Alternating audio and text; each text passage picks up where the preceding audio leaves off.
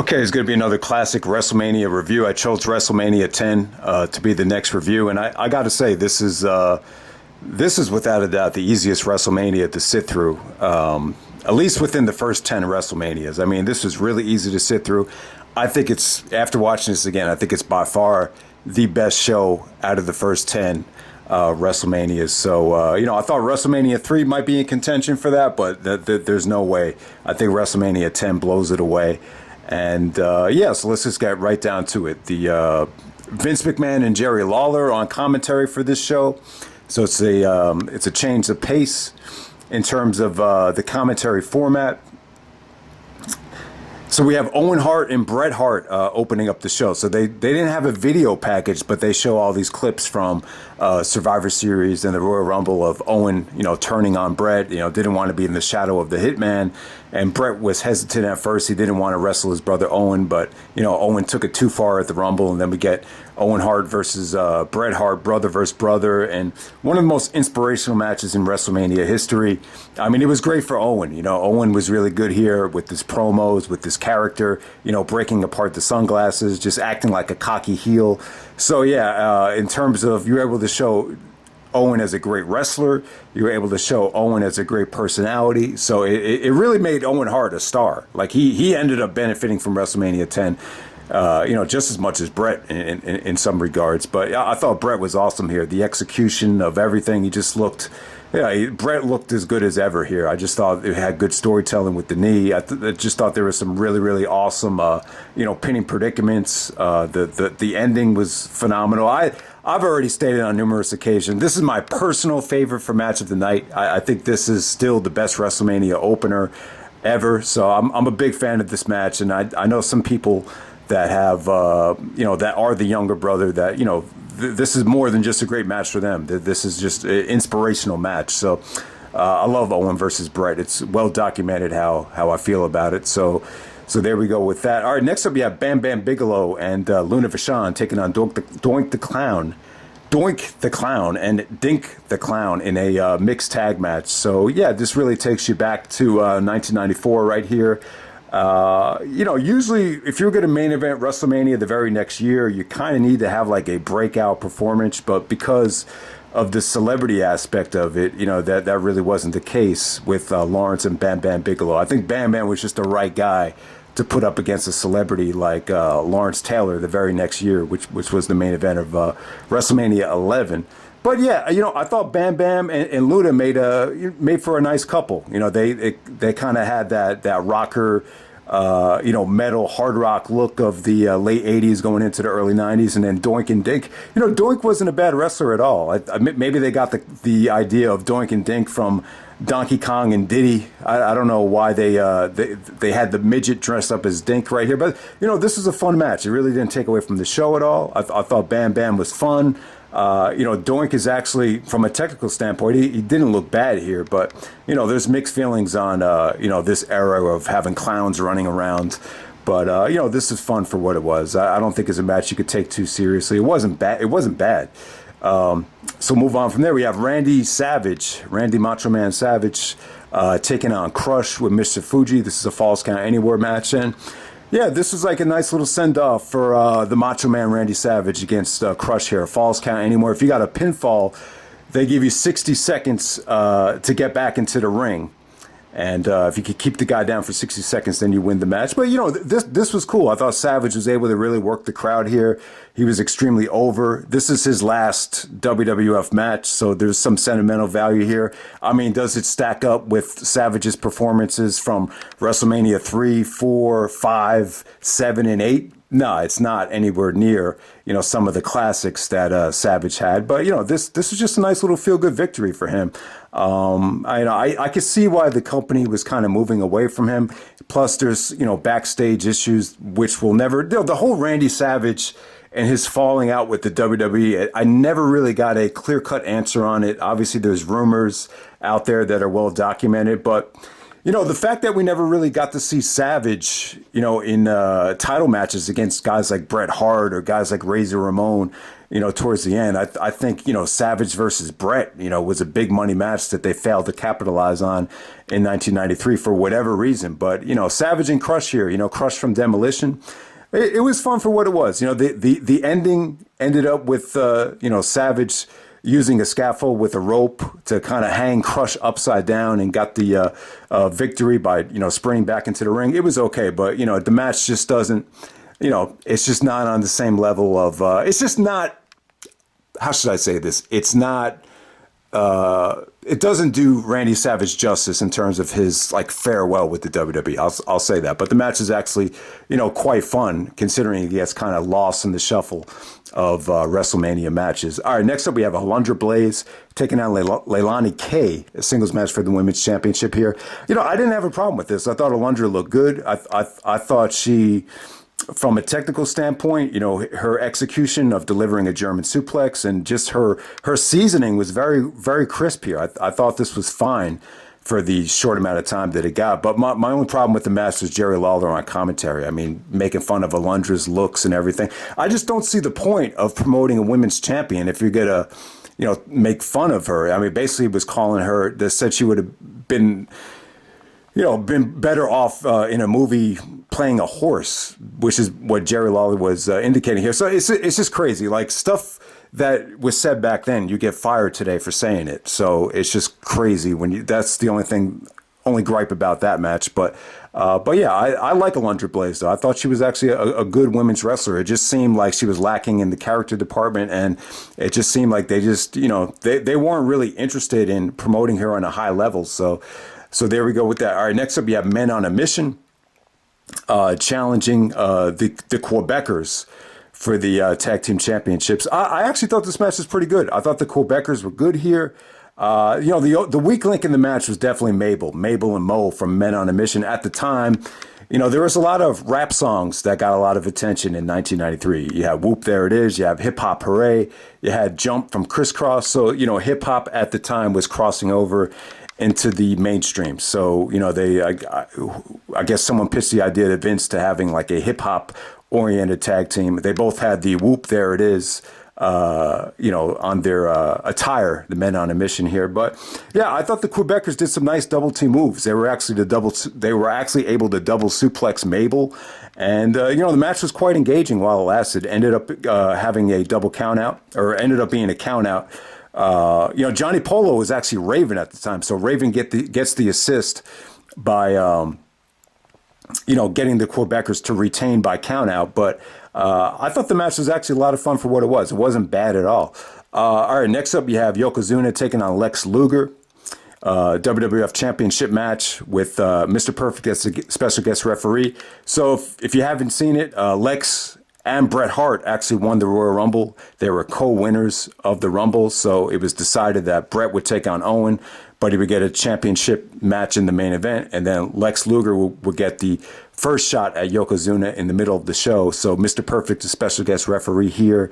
You have Mr. Fuji and Jim Cornette really play monumental roles in this match. They really came into play, and Lex at the time was distracted by them, brought them into the ring, and ultimately Mr. Perfect ended up disqualifying Lex Luger because Lex put his hands on Perfect, because Perfect was hesitant to count the 3 count after he brought Jim Cornette into the ring. He said you shouldn't be putting managers into the ring. But I'll say this about the match. I don't think the match is bad. I think you could argue this is a solid 3-star match. I don't think Luger was a bad worker. I think he was fairly athletic. I think a guy like Flair, a guy like Bret could have easily carried him to a good match. I thought him and Yokozuna actually worked an acceptable match for WrestleMania here. There was Yoko did some beautiful belly to bellies. Yoko basically had Lex in variations of sleeper holds throughout this whole thing, so it was a little bit slow paced. There was a little bit of dead air through it. But yeah, I like the sequence where Lex actually does body slam Yoko, just like he did back at the Intrepid during the summertime. So they played off of the whole face turn at the Intrepid on the 4th of July in New York City. So I thought that was cool. And he almost won the match with a clothesline. after the body slam. But ultimately, it just ended up being a DQ. It's just one of those things. You just can't trust Mr. Perfect. Perfect just makes such a great heel. And there's just no way, Perfect was going to referee a babyface, a goody two-shoes babyface like Lex Luger to a world championship match. But yeah, man, I mean, you heard it time and time again that Lex as a babyface just didn't work. I think they even changed his theme music by this point. So he was coming down to that Americana theme back at SummerSlam where he won by DQ and everyone went crazy. A little bit different at this point. You could tell the fans were a little bit lukewarm to him. But, it still worked, though. Like, the fans were still chanting bullshit after the match was over. And by the way, this is Madison Square Garden. This was just such an amazing year for MSG. The fact that they were able to do WrestleMania that spring, and at the same time, the Knicks and the Rangers in the NBA and the NHL, they both went to a Game 7 of the NBA Finals and the NHL Finals. So that just shows you how much money Madison Square Garden made in 1994. I mean, the only hiccup was the OJ situation in Game 5 of the 1994 NBA Finals. But besides that, Madison Square Garden they must have had by far their most successful year financially ever. And let's not forget WrestleMania 10 had a lot to do with that as well. All right, so next up, you have Harvey Whippleman talking trash to Howard Finkel. Howard Finkel looks like he has a bunch of fake hair, and then all of a sudden Howard Finkel pushes Harvey, and then Adam Bomb comes out to make the save. Then Earthquake comes from behind, and then Earthquake squashes Adam Bomb in what was almost a record at Madison Square Garden in 35 seconds. All right, next up we get the classic match. We have Razor Ramon taking on Shawn Michaels with Diesel. This is a ladder match for the Intercontinental Championship, and groundbreaking stuff. I think everyone knows how good this is. But yeah, I mean, just a couple of things that I just want to touch on. So Shawn was actually IC champion and Razor is IC champion. So from what I remember, they suspended Shawn Michaels because of steroids. I think he talked about it in his book. And then he was adamant to Vince that, he did a whole bunch of crazy shit, but steroids is something that he never messed with. But for whatever reason, Shawn stated that he failed the steroid test. So, they didn't show a video package here. I'm assuming one of the reasons they didn't show any history was that Shawn wanted a lot of time in this match, and the match went actually overtime. So the tag match with Jeff Jarrett and the 1-2-3 Kid had to get cut. So yeah, the match went a little bit long, but yeah, man, let's not forget. I'll just say this about the match: it's well documented how good it is. This is the start of Shawn Michaels really, carrying the torch as Mr. WrestleMania from here on out. But I'll tell you, like, watching this thing back, I think what makes it so good is I don't think any two guys have used the ladder as a weapon quite like this. They used it quite well. I mean, it was, it kind of gets lost in the, when you think about it, like the ladder is supposed to be used as a weapon. You're supposed to punish the opponent with the ladder. And they really did that here. I remember their next match, because of the contract that they had with the toy company, they weren't allowed to use the ladder as a weapon, but here they were able to do it. I thought it came off great. I thought Shawn's overselling, or just the way he sold for Razor Ramon was just. It even took Jerry Lawler by surprise. Like, he was even just saying, "What a move!" from some of Shawn's bumping, and then Vince had to cover up and go like, "Oh yeah, what a move by Razor Ramon." So Razor looked good here, though, man. I think Razor would have been champion in any other era, but at that time it was just, the roster was a little bit smaller. The title reigns were a lot longer, and without a doubt, Razor Ramon is a legend. Scott Hall. I was even watching ESPN today, and they were even talking about the NWO, and you got to call Scott Hall Razor Ramon. I can't buy into him not being Razor Ramon. So Razor Ramon still carries like a lot of nostalgic weight with a lot of people. So without a doubt, I still say that, Razor Ramon would have made a much better champion than a guy like Sheamus or a guy like Jack Swagger, but he was never the champion. He just came along in the wrong era. It was just a little bit more competitive back then. It was just a different time. But yeah, Razor and Shawn still holds up. I would just say this about Shawn. I thought Shawn's performance was great, but still, he still wasn't what he would become. I say this is more like 93 Shawn rather than late 95, 96 Shawn, if that makes any sense. But yeah, Shawn was great. Diesel got kicked out of the match, but But yeah, let's just move on to the main event. Main event, we have Yokozuna taking on Bret Hart for the WWF Championship. Roddy Piper's a special guest referee. Good main event here, man. I mean, I just thought this was... I'd have to go back and evaluate it to see if it was a better match. But I thought Bret Hart and Yokozuna is a really quality WrestleMania main event. I mean, it gets overshadowed because of what was on this show before this match. But I just thought this was a great story here. You know, Bret just chomping down the bigger and larger Yokozuna. Yoko actually hit some nice belly-to-bellies. Bret had some devastating punches. There was a lot of great sequences where Bret would get out of the way after, you know, Yoko was, you know, ricocheting himself into the turnbuckle. So it just had good stuff. The only thing I really didn't care for was the finish. It's just kind of hard to buy into Yoko slipping in a spot like this. Maybe you want to sell the fact that Yoko was a little bit fatigued because this is his second match that he fell on the bonsai drop. I don't know. I would have liked to have seen like Bret do a power bomb out of the bonsai drop or maybe a sunset flip.